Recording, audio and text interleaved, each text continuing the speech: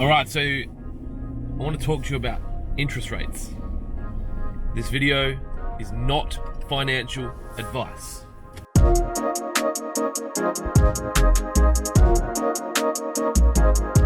Good morning and welcome to In the Car with Clint. It's actually afternoon, but whatever. I talked recently about, interest rates going up and the world melting, and I just wanted to kind of explain something that's happened to us recently with some finance that we're trying to secure on a new piece of plant as an example of what's going on, and hopefully you can use it to help you in some capacity. So right now we're looking to buy a new loader for railways. I think it's about 87,000 including GST, and we had our first interest rate price quote come back. So with my companies, I've got these lines of credit, so there's $500,000 with CommBank and $500,000 with NAB or thereabouts, and we can use them for vehicle finance whenever we desire. And all I need to do is get a quote on the interest rate on the day, and then I sign a form and it's all good to go. You don't have to go through the rigmarole of like giving them your financials every time you need to buy a vehicle. And I'm sure plenty of companies out there are doing that, and you're across that, but if you're not, handy to have. The most recent purchase is the car I'm in now, which the interest rate was something in the twos, like mid to high 2%. The car that I'm in now, I have had for under a year. And in that time period, interest rate quotes that we were getting have gone from in the twos and low threes of percent to 6.95% for this loader.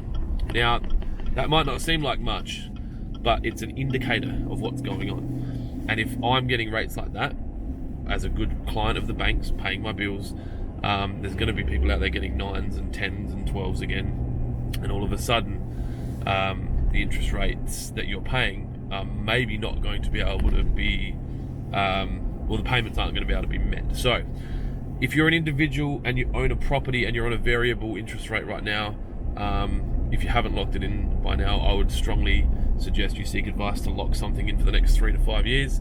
It might be a little bit higher than what it is now. It might be in the 4s, but it could get to 6s and 7s.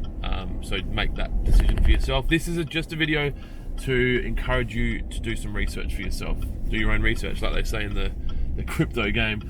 And if you're in business, I would also suggest that you're looking at locking anything in that you might need to lock in, but also really, now's the time to really question whether or not you need to buy that piece of plant or equipment, or if you can make do without it. And also to be reviewing your budgets. We're obviously at the end of the financial year, and I'm going to do some budgetary filming soon. Hopefully I'll make a video on how to do a budget. When I say hopefully, I should just do it. What is it? There is no try. But I do want to do a video on budgeting. But I just want to make sure it's good, so I'm kind of procrastinating on that one. But if you're interested in me showing you my process I go through for budgeting for my businesses, just say so in the comments below, and if I get enough interest, then I'll do it. A year ago I was talking about doing this, so I think it's probably about time. Anyway, scattered video. Interest rates are going to go up. You need to make sure you protect yourself. Do your own research, and make sure that you are not overextending yourself, because what goes up must come down, and shit's about to come down. That is it.